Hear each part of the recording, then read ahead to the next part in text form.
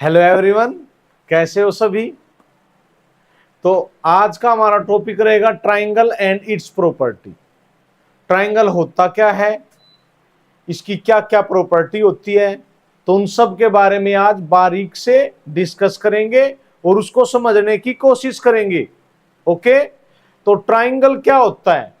Triangle को समझने से पहले आपको पॉलीगन के बारे में पता होना चाहिए। पॉलीगन, पॉलीगन क्या होता है।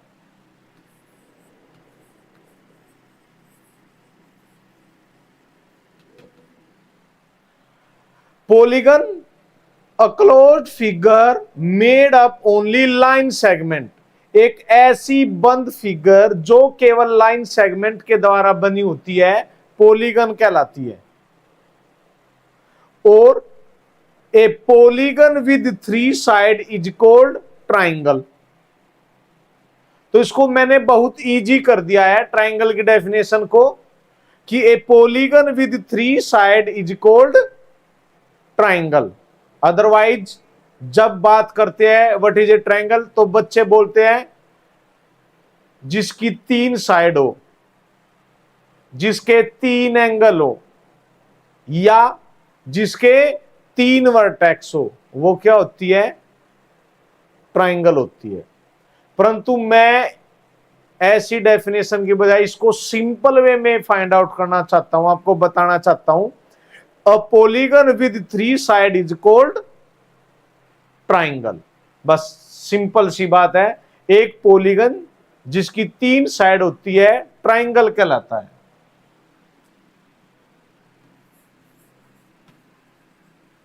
तो पॉलीगन क्या हो गया, closed figure made up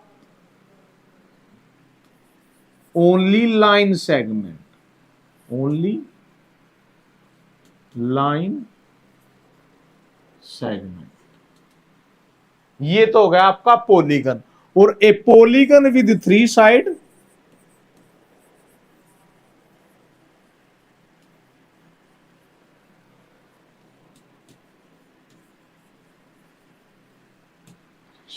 is called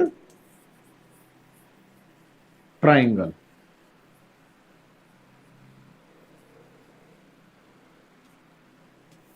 तो ये है आपकी ट्राइंगल। पॉलीगन के लिए तो सबसे मस्ट कंडीशन है क्लोज्ड होना चाहिए और लाइन सेगमेंट के द्वारा बना होना चाहिए। और सबसे स्मॉलेस्ट पॉलीगन होता है आपका ट्राइंगल।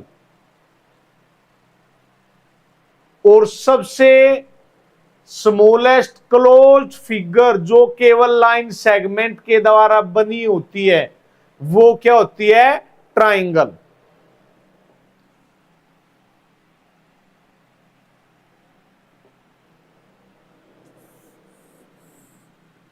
क्या होती है, ट्राइंगल। अब ट्राइंगल ए बी सी है, मान लीजिए ये। तो जो ट्राइंगल्स के पार्ट होते हैं वो क्या क्या होते हैं, एक तो होते हैं वर्टिसेज,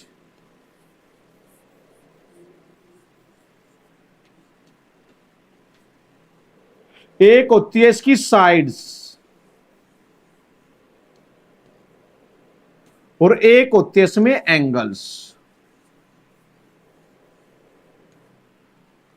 तो ये क्या हो गए, एक ट्राइंगल के पार्ट हो गए, vertices, line segment and, line segment को हम साइड्स भी बोल सकते हैं, और इसी के साथ एंगल्स। इन तीन चीजों को मिलाकर ट्राइंगल बन गई, या ट्राइंगल के ये नाम हो गए जो जो ट्राइंगल में आते हैं। क्या क्या, वर्टिसेज, साइड्स और एंगल्स। अब वर्टिसेज, जहां पर दो लाइन सेगमेंट आपस में मीट करते हैं, वो क्या होता है आपका, वर्टिसेज होता है या वर्टेक्स होता है। तो वर्टिसेज हो गए हमारे ए बी एंड सी। और साइड्स, जितनी साइड्स से ये बनी है, कौन कौन सी, ए बी, बी सी और सी ए। मैं बार बार बोलता हूं, जब भी लाइन सेगमेंट की या एंगल की बात होती है, हम उसको रिस्पेक्टिवली लेते हैं, कंटिन्यूसली लेते हैं पॉइंट को, ए B, B C, C A, या फिर C A B, B C B, B A C, कैसे भी घुमा फिरा के हम उसको नाम दे सकते हैं। तो ये हो गया हमारी साइड्स। अब एंगल, शॉर्ट फॉर्म हो गई एंगल की, ए, एंगल बी, एंगल सी। जब मैंने एंगल वाला टॉपिक कराया था तो मैंने एंगल को तीन टाइप से लिखने के लिए बताया था। तीन टाइप से हम एंगल को लिख सकते हैं। एक तो शॉर्ट फॉर्म हो गई हमारी एंगल ए बी सी, हम केवल इसी से ही रिप्रेजेंट कर सकते हैं। Otherwise angle A B C भी लिख सकते हैं, बी सी ए भी लिख सकते हैं, और ए बी सी भी लिख सकते हैं। तो तीनों ही प्रकार से हम इसको राइट कर सकते हैं। सीरियल वाइज चलना है, या तो ऐसे चलो या फिर ऐसे चलो।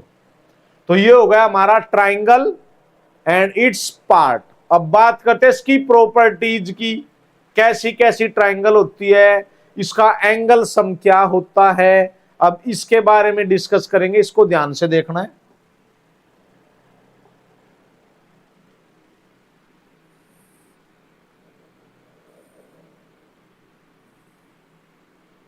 There are different types of triangle.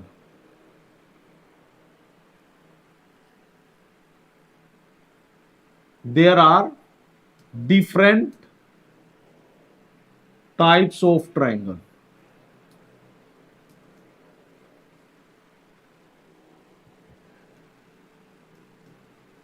ये शॉर्ट फॉर्म है, हम बार बार बड़ा नहीं लिख सकते ट्राइंगल को, तो हम केवल ट्राइंगल का क्या लगा देंगे, साइन लगा देंगे। इट मींस ये भी क्या है, ट्राइंगल है। तो according to line segment,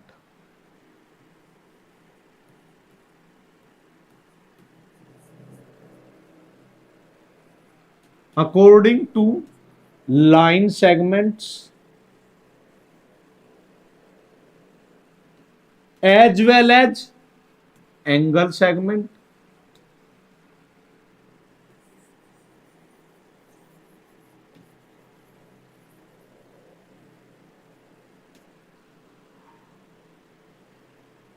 there are three types of triangle each.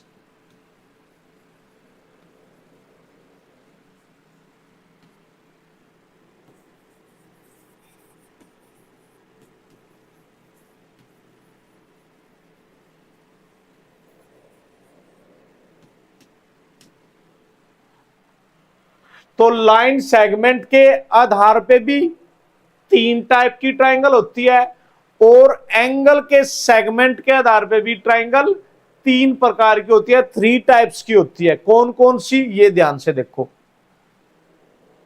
According to line segment,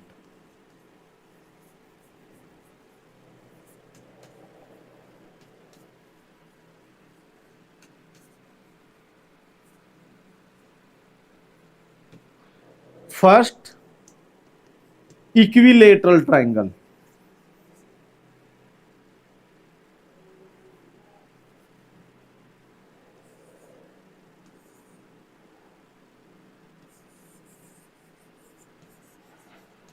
equilateral.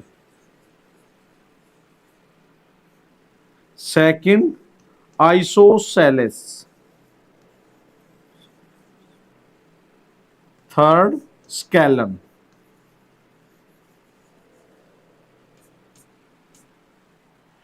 Equilateral triangle कौन सी होती है, जिसमें all sides are equal.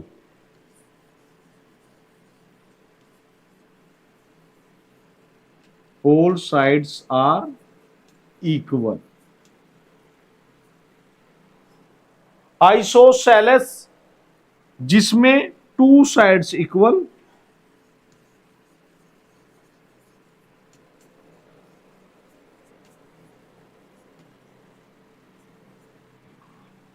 One different.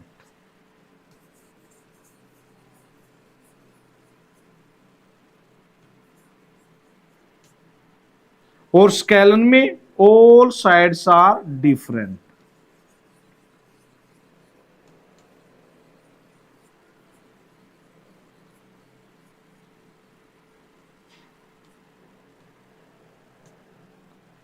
भाई स्केलन ट्रायंगल जिसकी कोई भी साइड इक्वल नहीं होती, आइसोसेलेस ट्रायंगल जिसमें दो साइड इक्वल होती है और जो थर्ड साइड है वो डिफरेंट होती है, तो वो होती है आइसोसेलेस ट्रायंगल।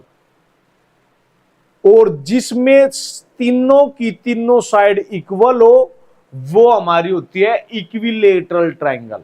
तो ये तीन प्रकार की ट्रायंगल होती है हमारी अकॉर्डिंग टू लाइन सेगमेंट। अब बात करते हैं अकॉर्डिंग टू एंगल सेगमेंट। तो according to angle segment there are also three types of triangle. कौन कौन सी, उसके बारे में डिस्कस करते हैं।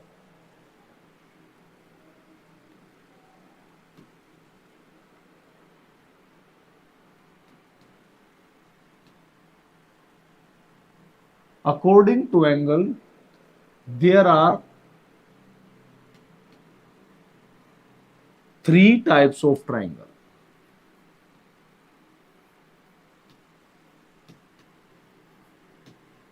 First is acute angle triangle,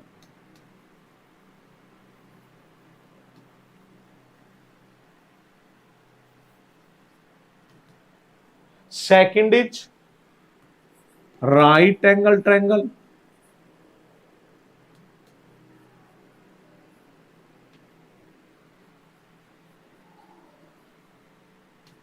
third is obtuse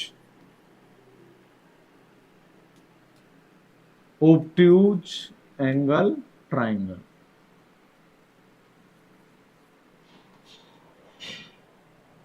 तो according to angle there are also three types of triangle. One is acute angle triangle, second is right angle triangle and third is obtuse angle triangle।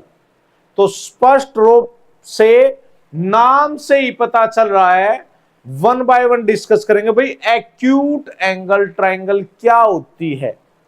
एक ऐसी triangle जिसमें all angles are less than 90। एक ऐसी triangle जिसमें सारे के सारे angle, सभी एंगल, तीनों एंगल क्या होते हैं, लेस देन 90 होते हैं, तो वो होती है एक्यूट एंगल ट्रायंगल।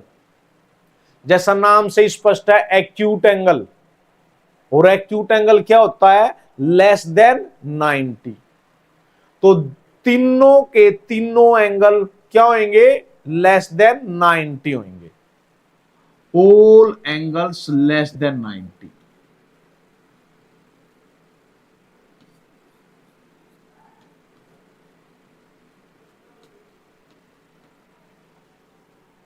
इसकी शेप ऐसी बनेगी।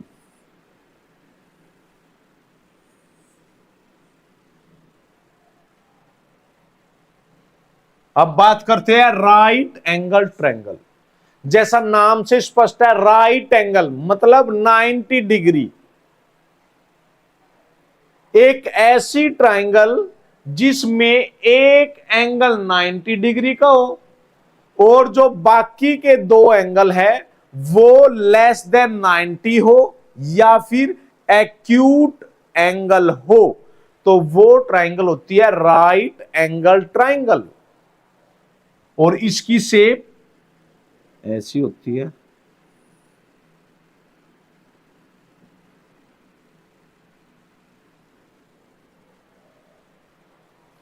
Last one is obtuse angle triangle, a triangle in which one angle is greater than 90 and other two angles are less than 90, then triangle is obtuse angle triangle। कहने का मतलब है एक ऐसी triangle जिसमें एक एंगल 90 डिग्री से बड़ा हो और जो बाकी के दो एंगल बच गए वो लेस देन 90 हो, तो वो क्या बन जाती है, ऑब्ट्यूज एंगल ट्राइंगल। और इसकी शेप बनेगी एक, इससे बाहर की तरफ आ जाएगी।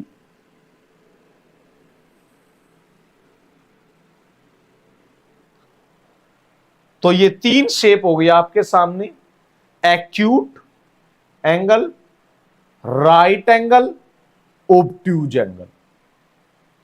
जो आपके सेट स्क्वायर होते हैं ज्योमेट्री बॉक्स में, उसमें आपकी एक्यूट एंगल ट्रायंगल भी होती है, ऑब्ट्यूज एंगल ट्रायंगल भी होती है, और राइट एंगल ट्रायंगल भी होती है। वो शेप जो सेट स्क्वायर होते हैं आपके, वो इसी बेस पर होते हैं, जिसमें ये तीनों की तीनों ट्रायंगल क्या होती है, रिप्रेजेंट होती है, स्पष्ट रूप से दिखाई देती है।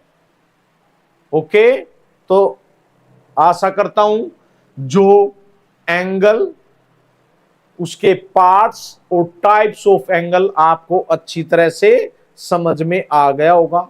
फिर भी कोई डाउट हो तो आप कमेंट करके पूछ सकते हो।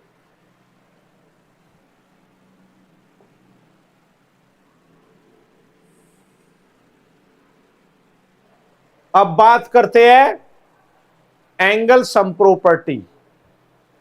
अब उससे पहले एक बात और, इन तीनों ट्रायंगल्स में एक बात कॉमन है कि एट लीस्ट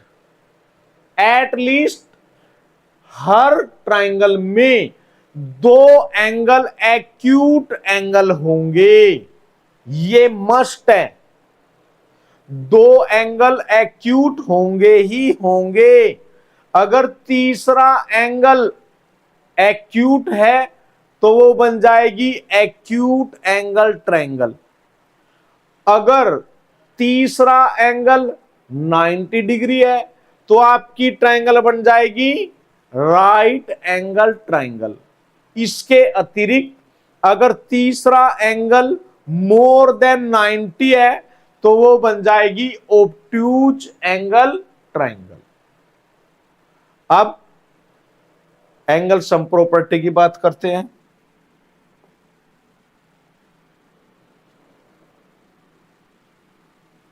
कोई भी ट्रायंगल जो उसके अंदर वाले कोण होते हैं, उनका सम कितना होता है, 180 डिग्री होता है। कितना होता है, 180 डिग्री। इसको बोलते हैं एंगल सम प्रॉपर्टी।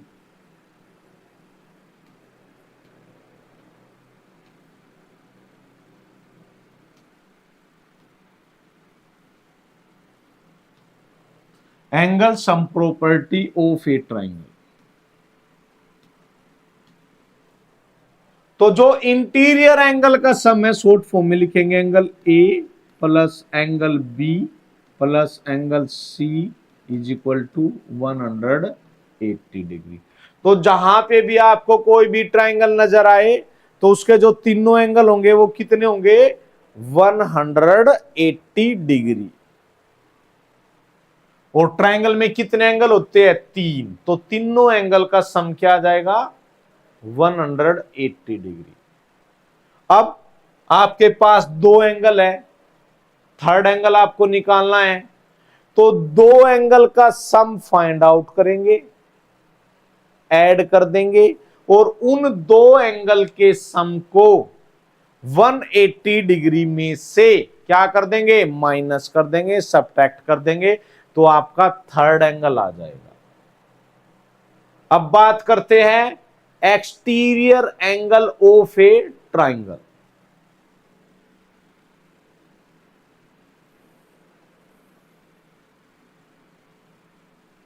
ये कोई ट्रायंगल आपकी पी क्यू आर, ये हो गया आपका एंगल एस,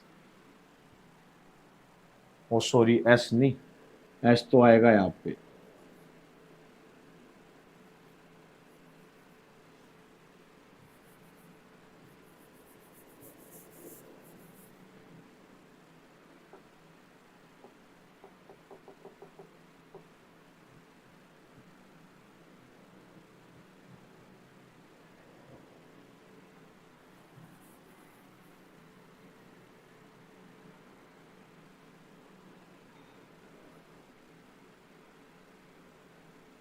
ये हो गया आपका एंगल 1, ये हो गया आपका एंगल 2, ये हो गया आपका एंगल 3 और ये हो गया आपका एंगल 4। तो जो एंगल 4 है ये आपका क्या है, एक्सटीरियर एंगल। क्या है आपका, एक्सटीरियर एंगल है। अब मुझे इसकी वैल्यू फाइंड आउट करनी है। भाई जो exterior angle of a triangle वो किसके इक्वल होता है। मान लीजिए मेरे पास एक्सटीरियर एंगल नहीं है, केवल इंटीरियर एंगल गिवन है, तो मैं एक्सटीरियर एंगल को कैसे फाइंड आउट करूंगा। तो इसका एक सीधा सा फॉर्मूला तो ये होता है कि जो exterior angle of a triangle वो इक्वल टू होता है sum of its interior opposite angle. Sum of its interior, interior angle क्या है इसका 3 और अपोजिट हो गया इसका 1 एंड 2। तो जो एंगल 4 है ये हो जाएगा एंगल 1 प्लस 2। इसको बोलते हम an exterior angle of a triangle. An exterior angle of a triangle is equal to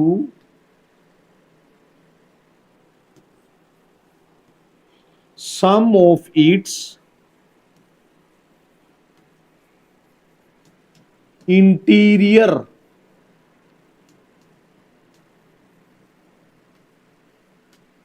opposite angle।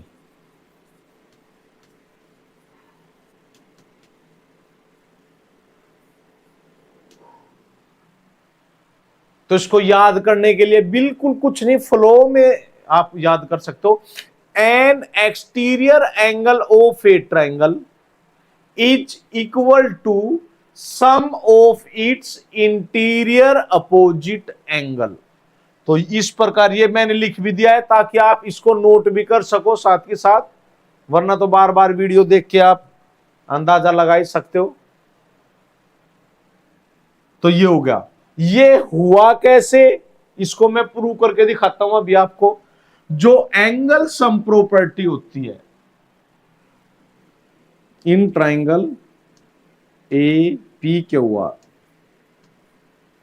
Angle 1 plus angle 2 plus angle 3 is equal to 180 degree by angle sum property, by angle sum property. ये तो होता ही है। और जो angle 3 plus 4 है ये भी क्या है 180 डिग्री। ये इक्वेशन आपकी फर्स्ट, ये इक्वेशन आपकी सेकंड। क्यों, क्योंकि ये क्या है लीनियर पेयर। क्या ये लीनियर पेयर। भाई लीनियर पेयर क्या होता है, जब दो एंगल मिलकर एक लाइन बनाए, जब दो एंगल मिलकर एक लाइन बनाए तो वो होता है लीनियर पेयर। और लाइन पर बने एंगल का सम कितना होता है 180 डिग्री। कोई भी लाइन है, अगर इसमें मैं कहीं पर भी कोई पॉइंट शो करता हूं तो जो एंगल बनेगा वो कितने डिग्री का बनेगा 180 डिग्री का। तो इसी प्रकार जो लीनियर पेयर है 3 प्लस 4 वो मिलकर क्या बनाते हैं, एक लाइन बनाते हैं और इनका सम क्या हो जाता है 180 डिग्री। तो एंगल 3 प्लस 4 किसके इक्वल हो जाएगा 180 डिग्री के इक्वल हो जाएगा। तो इक्वेशन फर्स्ट एंड सेकंड से क्या आ गया, angle 1 plus 2 plus 3 is equal to 3 plus 4। जब दोनों ही पोर्शन 1 प्लस 2 प्लस 3 180 के इक्वल है और 3 प्लस 4 भी 180 के इक्वल है, तो 1 प्लस 2 प्लस 3 इक्वल हो जाएगा 3 प्लस 4 के। क्यों, यदि राइट हैंड साइड इक्वल है लेफ्ट हैंड साइड के, यदि दो इक्वेशन की राइट साइड इक्वल है तो लेफ्ट साइड ऑटोमेटिक ही इक्वल हो जाएगी। उदाहरण के तौर पर दोस्त का दोस्त दोस्त होता है और दुश्मन का दुश्मन दुश्मन, जैसे दोस्त का दोस्त दोस्त, ऐसे ही ये 180 के इक्वल, ये भी 180 के इक्वल, तो फिर क्या हो जाएगा, ये दोनों इक्वल हो जाएंगे। तो यहाँ पे एंगल 3 दोनों तरफ है तो इसको रिप्लेस हो जाएगा, ये आपस में कट हो जाएगा। तो एंगल 1 प्लस एंगल 2 इक्वल हो जाएगा एंगल 4 के। तो ये जो एक्सटीरियर एंगल प्रॉपर्टी बनी है वो इस प्रकार बनी है। ओके, समझ में आया? तो इस प्रकार ध्यान से देखना है, जब एक्सरसाइज में क्वेश्चन आएंगे तो सिर्फ इन्हीं प्रॉपर्टी के बेस पर आएंगे। बाहर वाला एंगल दे देगा एक्सटीरियर एंगल, अंदर 2 एंगल दे देगा, उसको फाइंड आउट करना आएगा। तो इस प्रकार आप इस प्रॉपर्टी का यूज करके एक्सटीरियर एंगल फाइंड आउट कर सकते हो और इंटीरियर एंगल को भी फाइंड आउट कर सकते हो। अब बात करते हैं height of triangle and median of triangle, altitude of triangle.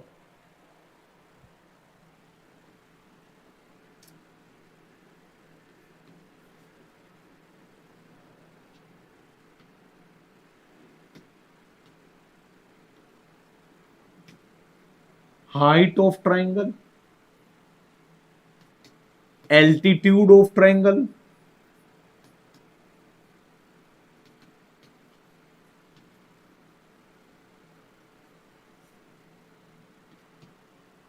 और मीडियन ऑफ ट्राइंगल।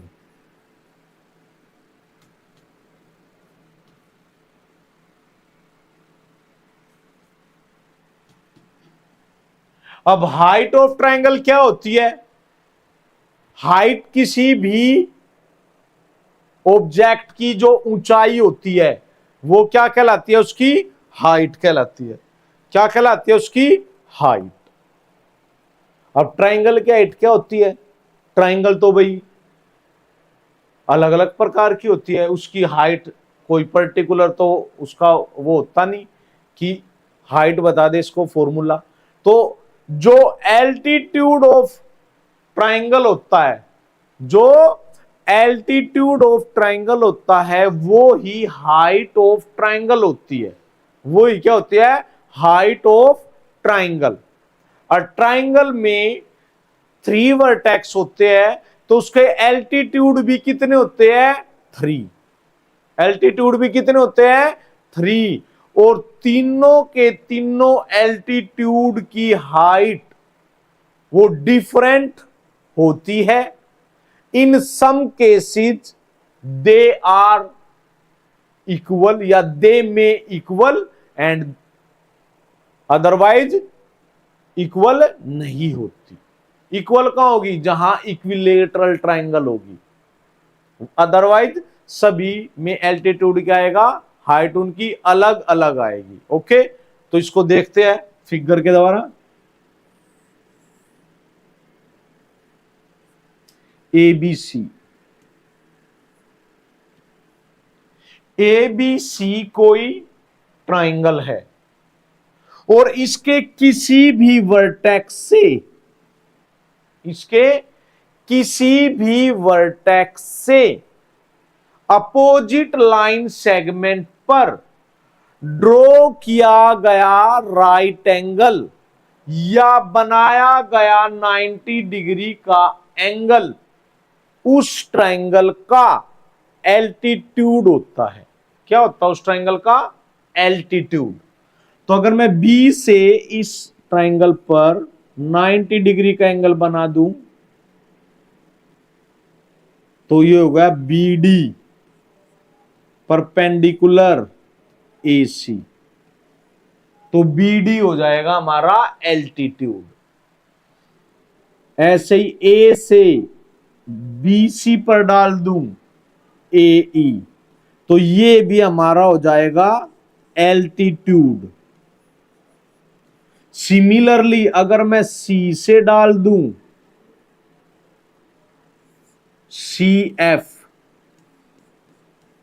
परपेंडिकुलर किस पर, AB पर, तो ये भी हमारा क्या हो जाएगा, एल्टीट्यूड।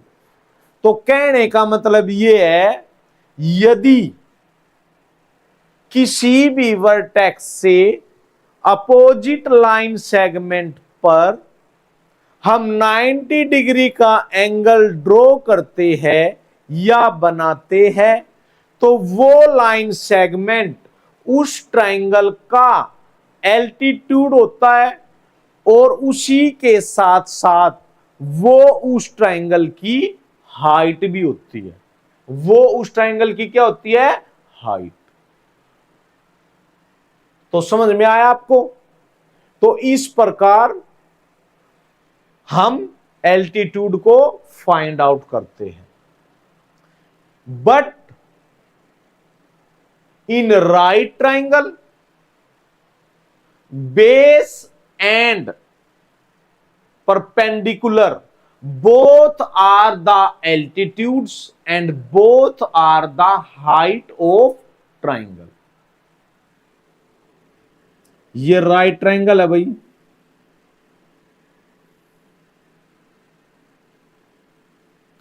PQR, ये 90 डिग्री का एंगल है। अगर मैं QR को बेस लेता हूं तो हमारा PQ क्या हो जाएगा, एल्टीट्यूड, साथ के साथ हाइट। सिमिलरली अगर मैं PQ को बेस लेता हूं तो QR हमारा हो जाएगा altitude and as well as इसकी height. But in obtuse angle triangle, obtuse angle triangle में जो हाइट ऑफ ट्रायंगल होती है और एल्टीट्यूड ऑफ ट्रायंगल होती है, वो हमारा एक्सटीरियर पार्ट में आता है।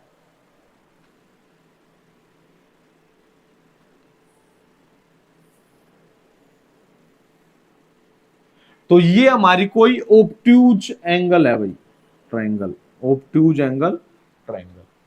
तो जो इसमें हाइट ऑफ ट्रायंगल आएगी वो कहां आएगी, बाहर की तरफ से उसका पता लगाएंगे। ये इसको मैं एक्सटेंड कर दूंगा आगे D तक, और इसको मैं यहां पे 90 डिग्री का एंगल ड्रॉ कर दूंगा।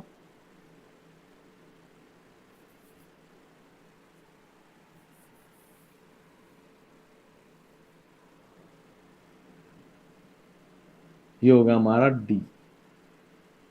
तो AD is the altitude of triangle ABC which lies in the exterior part of triangle and it is the height of the triangle। तो केवल ऑब्ट्यूज एंगल ट्रायंगल में ही जो हाइट होती है वो उसके एक्सटीरियर पार्ट में क्या करेगी, लाई करेगी। तो ये हो गए हमारे एल्टीट्यूड ऑफ ट्रायंगल। अब बात करते हैं मीडियन की, मीडियन ऑफ ट्रायंगल।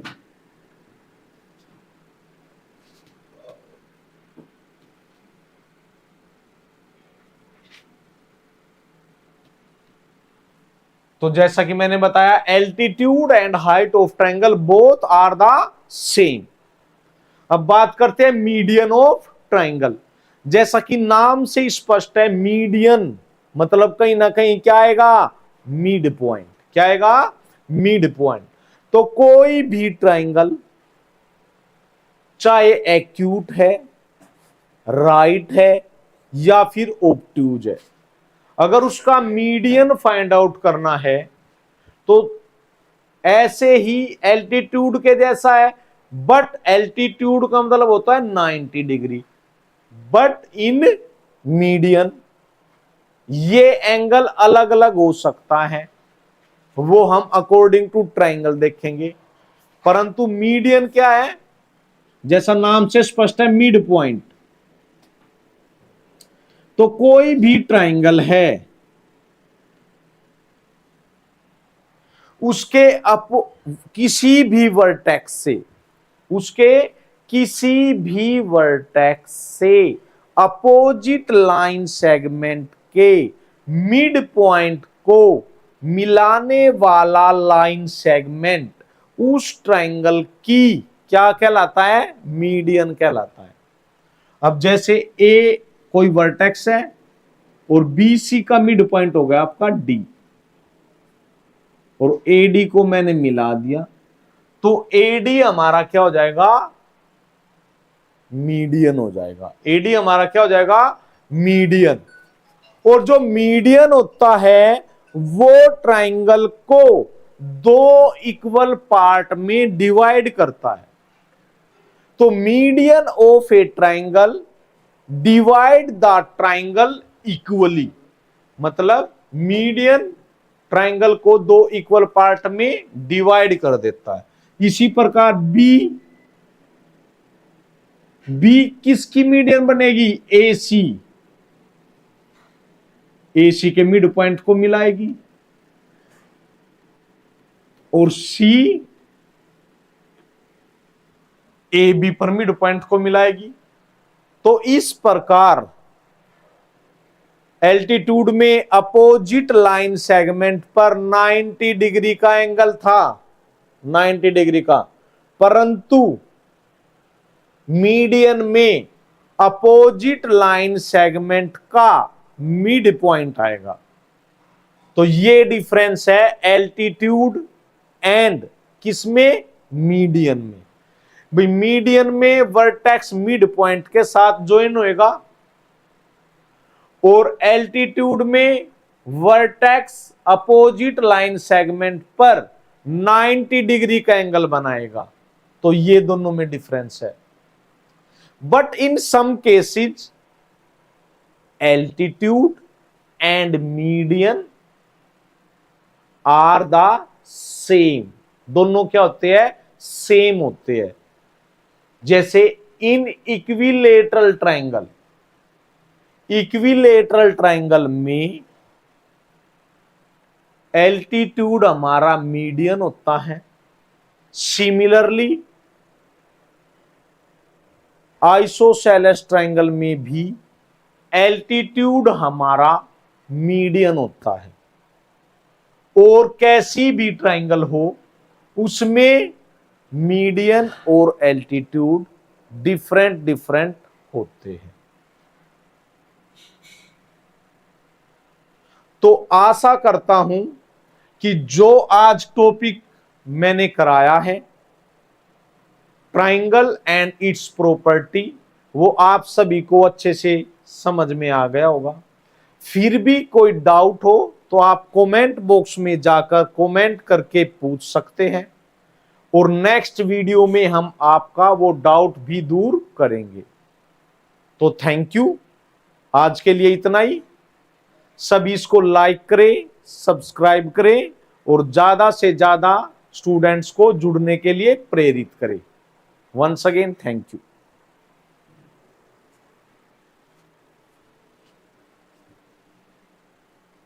हाँ जी, बंद करिए इसको।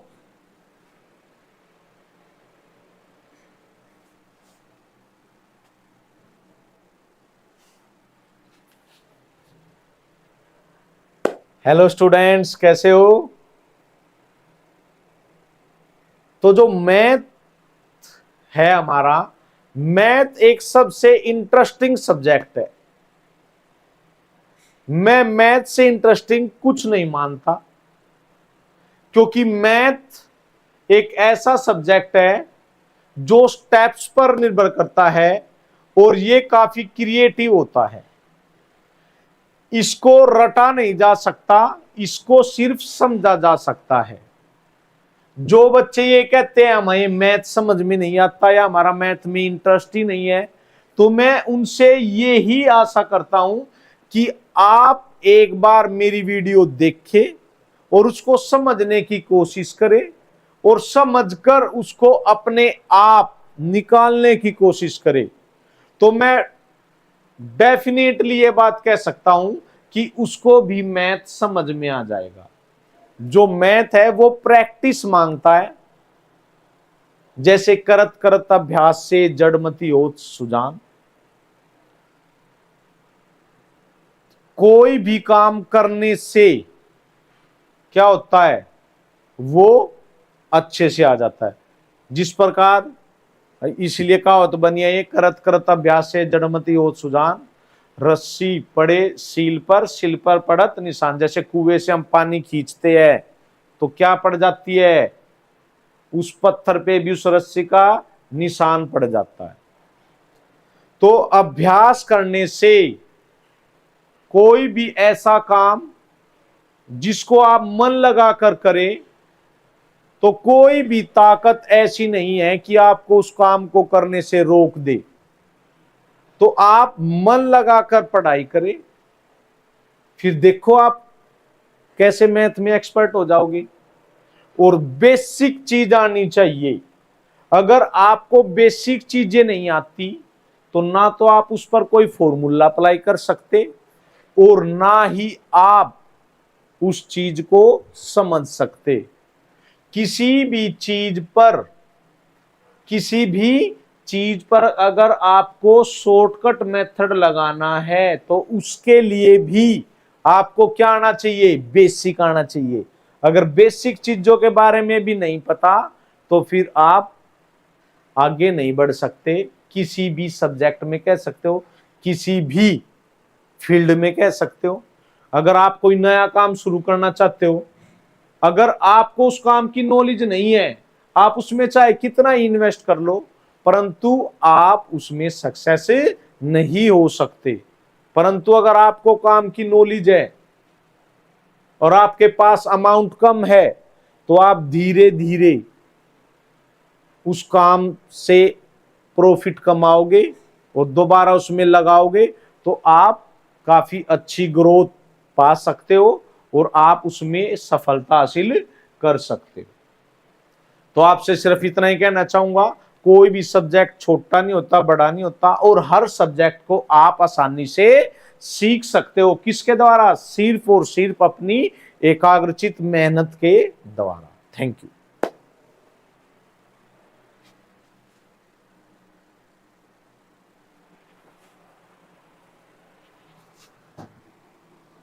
नीतीश सर,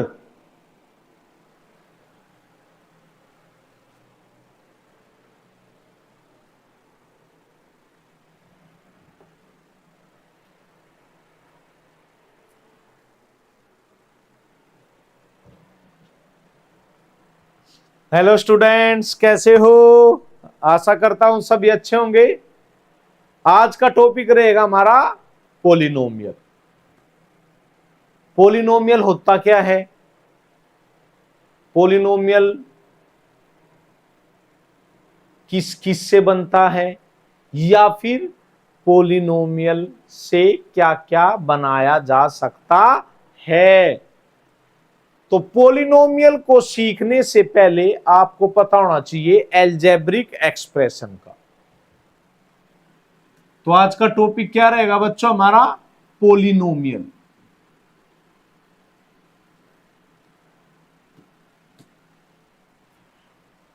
तो पोलिनोमियल से पहले पता होना चाहिए एल्जेब्रिक एक्सप्रेशन।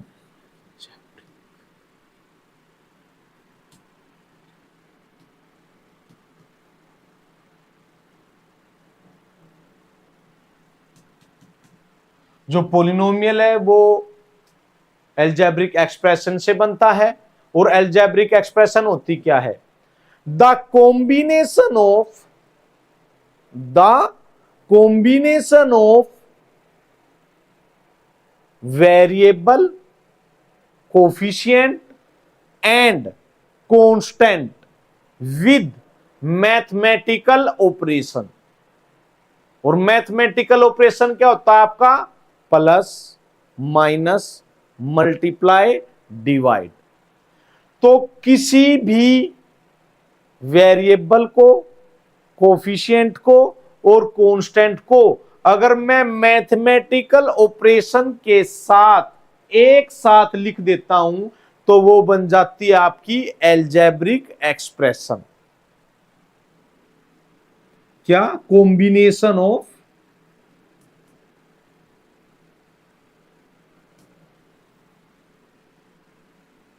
क्या? Variable, coefficient and constant with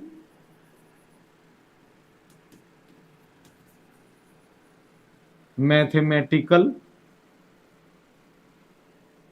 operation, जो कि प्लस माइनस मल्टीप्लाई और डिवाइड होता है।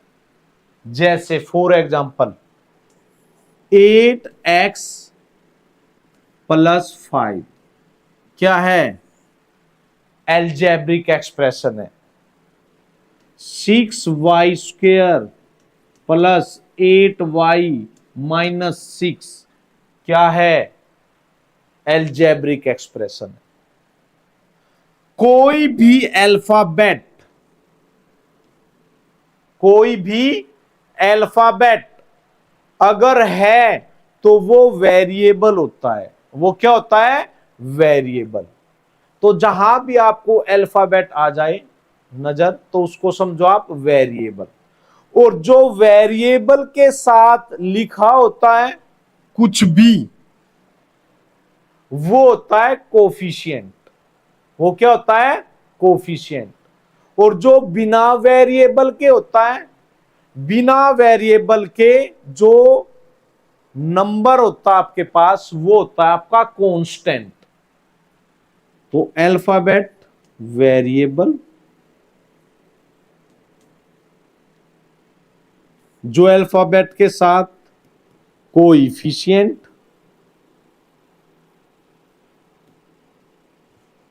और जो विदाउट अल्फाबेट वो हो गया आपका कांस्टेंट। और आपके पास ऑपरेशन लग गया मल्टीप्लाई का और प्लस का।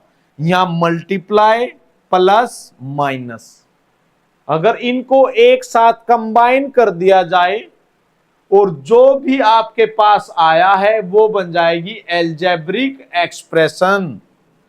5/6 Y square minus 8/3 Y minus 6/8। ये क्या हो गया? आपकी एल्जेब्रिक एक्सप्रेशन। तो किसी भी पॉलिनोमियल को बनने के लिए या लिखने के लिए एल्जेब्रिक एक्सप्रेशन की आवश्यकता होती है। फिर उस एल्जेब्रिक एक्सप्रेशन से ही क्या फाइंड आउट किया जाता है? पॉलिनोमियल फाइंड आउट किया जाता है। तो अब बात करते हैं पॉलिनोमियल की। तो जो आपका एल्जेब्रिक एक्सप्रेशन था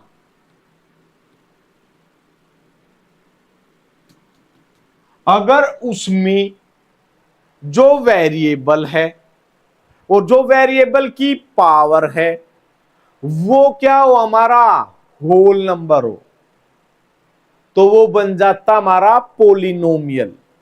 क्या बन जाता वो? Polynomial.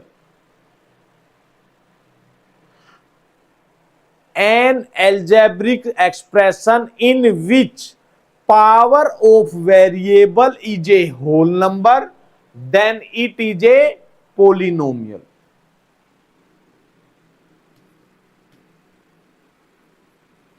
Power of variable is a whole number, an whole number is an whole number in algebraic expression.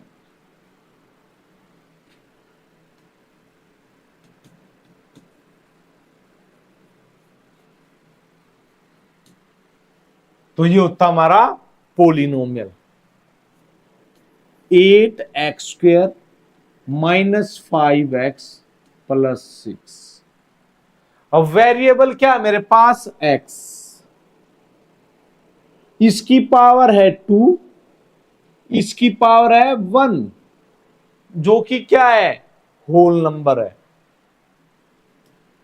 6x³ -5x plus 4, ये भी क्या है? पोलिनोमियल है। अब 8x की पावर -3 प्लस 6x² -3/4। अब x की पावर क्या आ गई? -3, और -3 एक होल नंबर नहीं है। होल नंबर क्या होता है? पॉजिटिव, और वो भी 0 से लेकर इंफिनिटी तक। तो हमारा नंबर पॉजिटिव होना चाहिए पावर का, और एक कंप्लीट नंबर होना चाहिए, या कंप्लीट डिजिट होनी चाहिए।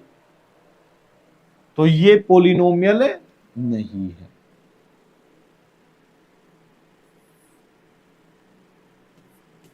(18√y plus 16y -7। अब रूट की वैल्यू क्या होती है? रूट की वैल्यू होती है 1/2। अगर मैं इसको सोल्व करके देखता हूं क्या आ जाएगा? 18y की पावर 1/2 प्लस 16y -7, और 1/2 हमारा क्या नहीं है? होल नंबर नहीं है। It is a rational number. अब रैशनल नंबर आ गया तो ये पोलिनोमियल नहीं है। तो पोलिनोमियल के लिए सिर्फ और सिर्फ वेरिएबल की पावर होल नंबर होनी चाहिए।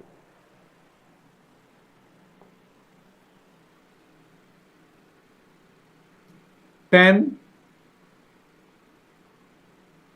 Multiply 1/x² plus 5 multiply 1/x plus में 3/4। अब यहां पे x कहां आ गया? यहां पर x डिनोमिनेटर में है, तो x डिनोमिनेटर में है, मैं इसको न्यूमिनेटर बनाऊंगा तो पावर हो जाएगी माइनस।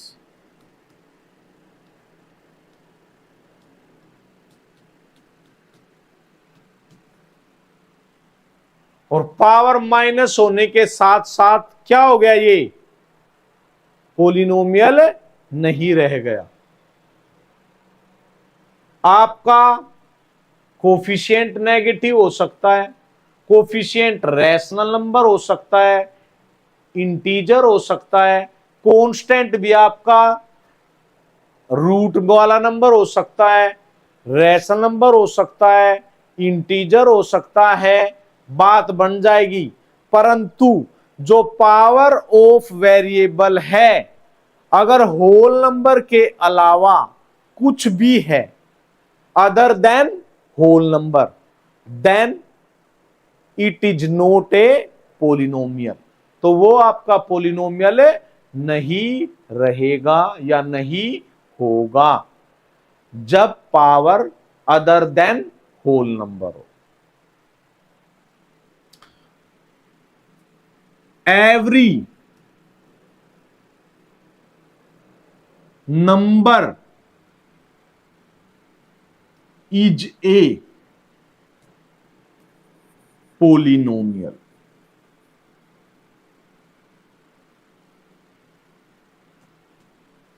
कोई भी नंबर, चाहे वो इंटीजर है, चाहे वो होल नंबर है, चाहे वो रैशनल नंबर है, सभी के सभी पोलिनोमियल होते हैं। सभी के सभी पोलिनोमियल होते हैं। Every number is a polynomial. कैसे? देखो, 3 है, 3 को मैं राइट कर सकता हूं 3 मल्टीप्लाई एक्स की पावर 0। तो x आ गया वेरिएबल, तो ये क्या बन गया पोलिनोमियल। -5/6, तो -5/6 मल्टीप्लाई y की पावर 0। और किसी भी वेरिएबल की पावर 0 का मतलब होता है 1। तो ये पोलिनोमियल हो जाएगा हमारा कैसा 0 डिग्री पोलिनोमियल। इसको क्या बोलते हैं हम 0 डिग्री पोलिनोमियल। तो पोलिनोमियल में ही अलग अलग पार्ट होते हैं, जिसमें एक ही वेरिएबल हो 1 वेरिएबल पोलिनोमियल, जिसमें 2 वेरिएबल हो 2 वेरिएबल पोलिनोमियल, जैसे 3x + 4y, ये पोलिनोमियल है इन 2 वेरिएबल। -5x + 6y + z, ये भी पोलिनोमियल है इन 3 वेरिएबल। तो जितने वेरिएबल उतने ही वेरिएबल का पोलिनोमियल। अब टर्म्स के आधार पर, जिसमें एक ही टर्म है केवल 5x, ये हो गया मोनोमियल।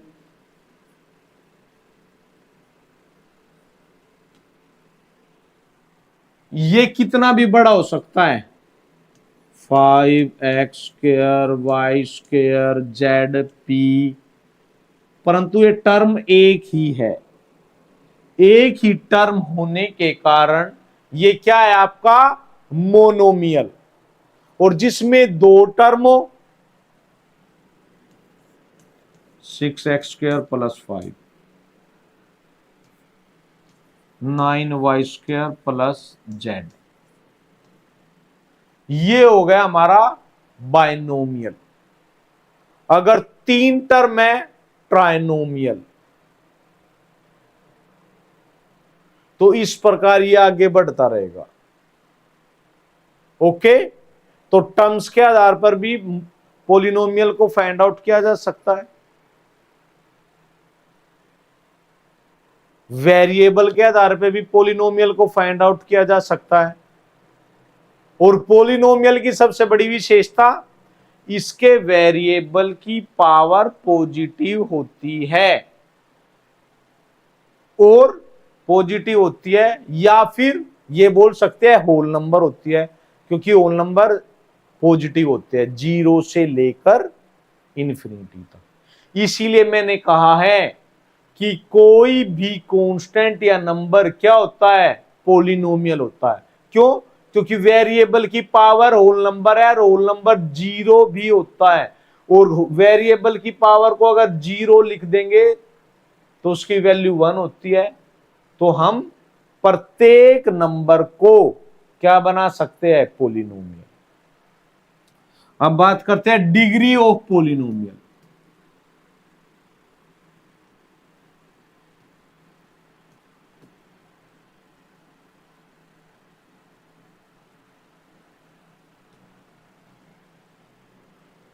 तो highest power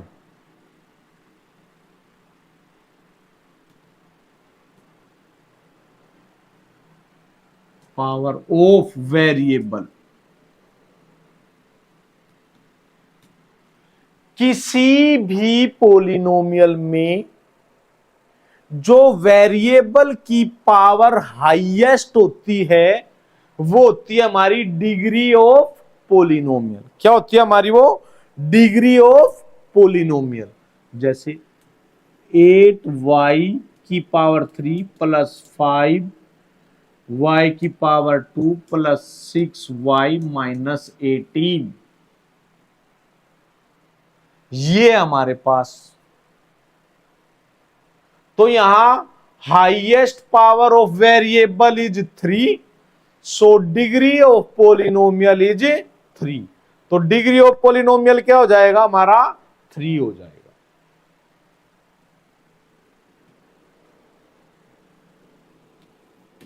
5y minus 3 plus 8y की पावर 3 प्लस 6y की पावर 8। यहां पर क्या है power of polynomial, degree of polynomial देखो -3 + 3 8। यहां पे पावर क्या आ गई -3। कंफ्यूज करने के लिए दे सकता है क्वेश्चन, कोई भी ऐसा क्वेश्चन दे देगा और उसमें कह देगा find out the degree of polynomial, परंतु यहां पावर क्या आ गई -3 और -3 एक होल नंबर नहीं है, so it is not a polynomial. और ये पोलिनोमियल नहीं है, जब पोलिनोमियल ही नहीं है तो डिग्री ऑफ पोलिनोमियल की हम बात ही नहीं करेंगे, तो सीधा क्या लिख देंगे it is not a polynomial, it is not a polynomial. Okay, understand now.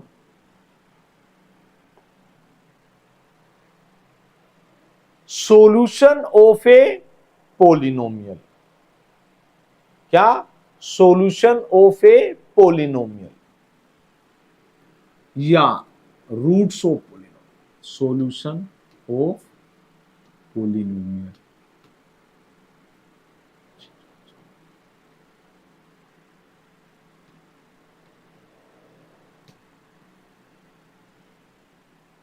तो सॉल्यूशन ऑफ पोलिनोमियल क्या होता है, when we put the value of variable, जब हम वेरिएबल की वैल्यू रखते हैं या फाइंड आउट करते हैं किसी भी नंबर पर, अगर पोलिनोमियल हमारा 0 हो जाए तो वो होता है सॉल्यूशन ऑफ पोलिनोमियल। जैसे 5x + 3, अगर यहां पर x की वैल्यू रखने से ये 0 हो जाए तो बन जाएगा सॉल्यूशन। जैसे इसको मान लेंगे px = 5x + 3। अगर मैं x को मानता हूं -3/5 तो p -3/5 = 5 मल्टीप्लाई -3/5 + 3, 5 से 5 कट गया, -3 + 3 = क्या आ गया 0। तो p पोलिनोमियल में -3/5 की वैल्यू रखने पर हमारा पोलिनोमियल 0 बन गया, और हमारा पोलिनोमियल 0 बन गया तो it means -3/5 is a solution of a polynomial. तो कहने का मतलब क्या है, सॉल्यूशन ऑफ पोलिनोमियल वो होता है जब वेरिएबल की वैल्यू रखने पर पोलिनोमियल की वैल्यू क्या हो जाए 0 हो जाए, तो वो क्या बन जाता है सॉल्यूशन ऑफ पोलिनोमियल। तो जितने डिग्री का पोलिनोमियल है उसके उतने ही क्या आएंगे सॉल्यूशन आएंगे। अगर 2 डिग्री का है तो 2 सॉल्यूशन आएंगे,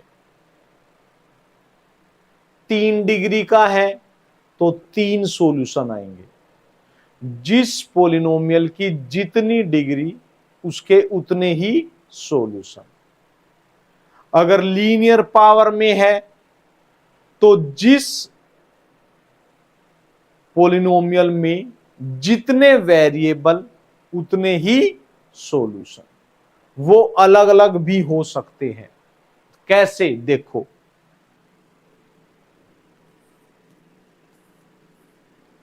(5x - 3y), अब 5x माइनस क्या आ गया 3y, तो यहां x की वैल्यू हो गई मान लीजिए 1 लेता हूं मैं, तो क्या आ गया ये 5।